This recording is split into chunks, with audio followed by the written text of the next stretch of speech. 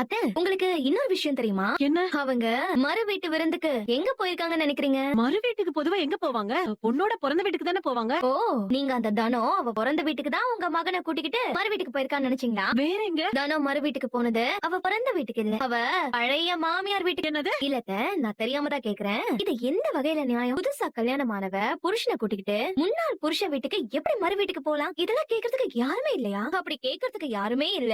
நம்ம என்ன வேணா பண்ணலாங்கிற தைரியத்தினால தானே அவங்க இப்படி எல்லாம் பண்ணிட்டு இருக்காங்க. இந்த வீட்டுக்கு எவ்வளவு நல்லது செய்யற. ம். உன் பேச்சை யாராவது கேக்குறாங்களா? வா போலாம். ம், வா, வா. உன்னதாண்டா கேக்குறேன். எங்க போயிட்டு வர? மா உன்கிட்ட சொல்லிட்டு தாமா போனோம். விருந்துக்கு போயிட்டு வரோம்னு சொன்னனே. மறுவீடு விருந்தா? ஆமா. எது? இவ பிறந்த வீட்டுக்கு போய் உன் மாமனார் மாமியார் கூட பேசி சிரிச்சிட்டு சாப்பிட்டு வரையா? சொல்றா, உன் மாமனார் வீட்டுக்கு தானே போயிட்டு வர? இல்ல, அப்படின்னா வேற எங்க போயிட்டு வர? அது ருக்மணி அம்மா வீட்டுக்கு போயிட்டு வந்தோம். என்னது? ருக்மணி அம்மாவா? அவதான் உன்னை பெத்தாளா?